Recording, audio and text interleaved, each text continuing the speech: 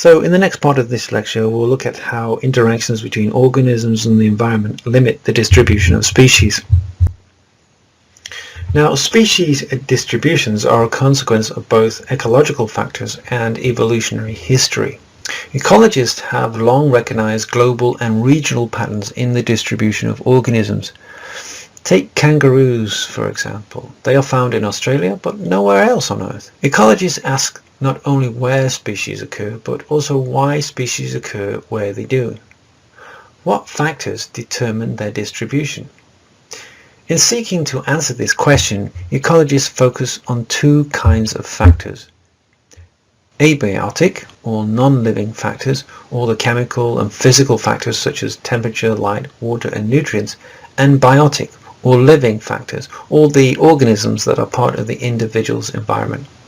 Now, the red kangaroo lives in the arid grasslands of Australia, but not in the tall, open forests of eastern Australia.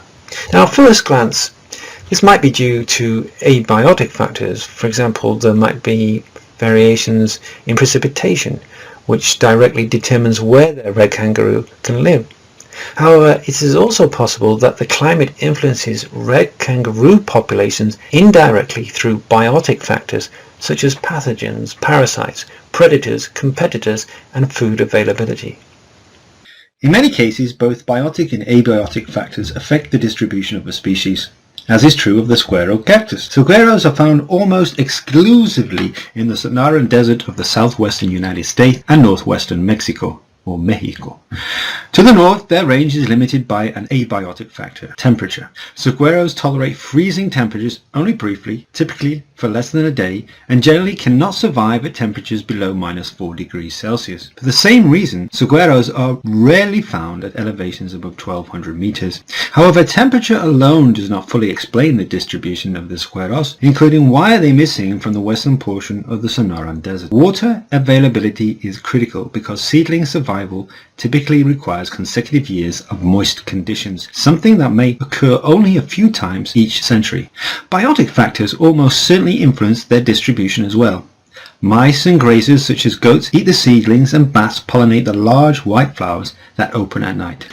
Dispersal and distribution. One factor that contributes greatly to the global distribution of organisms is dispersal, the movement of individuals or gametes away from the area of origin or from centers of high population density. For example, while land-bound kangaroos have not yet reached Africa, probably never will, under their own power, other organisms that disperse more readily, such as birds, have.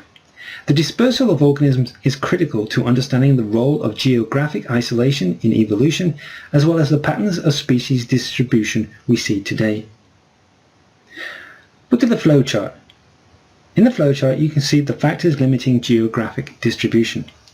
An ecologist studying factors limiting a species distribution might consider questions like these, as suggested by the arrows leading from the yes responses. The ecologist would answer all these questions because more than one factor can limit a species distribution.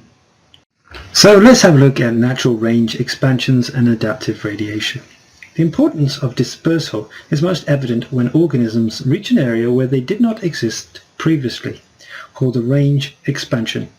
For instance, 200 years ago, the cattle egret was found only in Africa and southwestern Europe. But in the 1800s, some of these birds managed to cross the Atlantic Ocean and colonize northeastern South America. From there, the cattle egrets gradually spread southward and also northward through Central America and into North America, reaching Florida by 1960. Today, they have breeding populations as far west as the Pacific coast of the United States and as far north as southern Canada. In rare cases, such long-distance dispersal can lead to adaptive radiation, the rapid evolution of an ancestral species into new species that fill many ecological niches. Species transplants and biotic factors. To determine if dispersal is a key factor limiting the distribution of a species, ecologists may observe the results of intentional or accidental transplants of the species to areas where it was previously absent. For a transplant to be successful, some of the organisms must not only survive in the new area, but also reproduce there sustainably. If a transplant is successful, then we can conclude that the potential range of the species is larger than its actual range. In other words, the species could live in certain areas where it currently does not. Species introduced to new geographic locations can disrupt the communities and ecosystems to which they have been introduced. Consequently, ecologists rarely move species to new regions. Instead, they document the outcome when a species has been transplanted for other purposes, as when a predator is introduced to control a pest species, or when a species has been moved accidentally to a new region. Biotic factors. Our next question is whether biotic factors, other species, limit the distribution of a species. Often the ability of a species to survive and reproduce is reduced by its interactions with other species, such as predators or herbivores. In the figure on the right-hand side of the screen shows a specific case in which a herbivore, the long-spined sea urchin, C. orogesi, has the potential to limit the distribution of food species. In certain marine ecosystems, this is often an inverse relationship between the abundance of sea urchins and seaweeds, where urchins that graze on seaweeds and other algae are common. Large stands of seaweeds do not become established. Australian researchers tested where C. orogesi is a biotic factor limiting seaweed distribution. When this urchin was removed from the experiment, seaweed cover increased dramatically, showing that C. orogesi limited the distribution of seaweeds. Environmental temperature is an important factor in the distribution of organisms because of its effect on biological processes. Cells may rupture if the water they contain freezes at temperatures below 0 degrees C, and the proteins of most organisms denature at temperatures above 45 degrees C. Organisms typically function best with a specific range of environmental temperature. So since the 1950s, water temperature along the coast of Tasmania and islands south of mainland Australia have increased from 11.5 to 12.5 degrees C. This has enabled C. orogesi, whose larvae fail to develop if temperatures drop below 12 degrees C, to expand its range south. The urchin is a voracious consumer of kelp and other algae.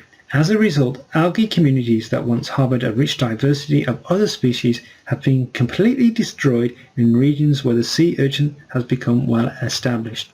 So let's have a look at sunlight. Sunlight provides the energy that drives most ecosystems, and too little sunlight can limit the distribution of photosynthetic species. In forests, shading by leaves makes competition for light especially intense, particularly for seedlings growing on the forest floor. In aquatic environments, every meter of water depth absorbs about 45% of the red light and about 2% of the blue light. As a result, most photosynthesis occurs relatively near the water surface. Too much light can also limit the survival of organisms in some ecosystems, such as deserts. High light levels can increase temperature stress if animals and plants are unable to avoid the light to cool themselves through evaporation.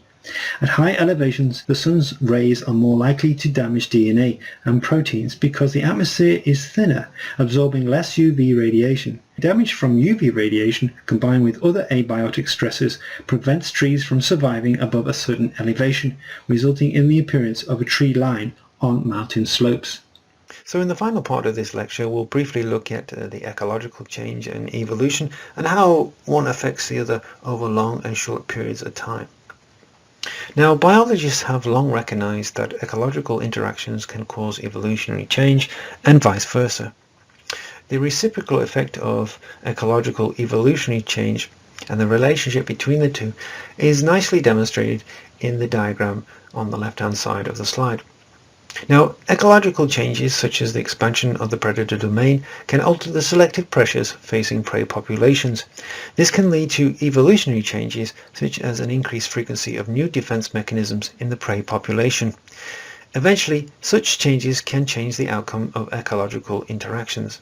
So a nice experiment demonstrating these interactions is shown on the next slide. So we're coming to the end of the lecture, and this is the final slide. So here we have a nice slide showing the reciprocal ecological evolutionary effect. So we have guppies from high predation ponds and we have guppies from low predation ponds, and the guppies from low predation ponds produce more nitrogen than those from high predation ponds.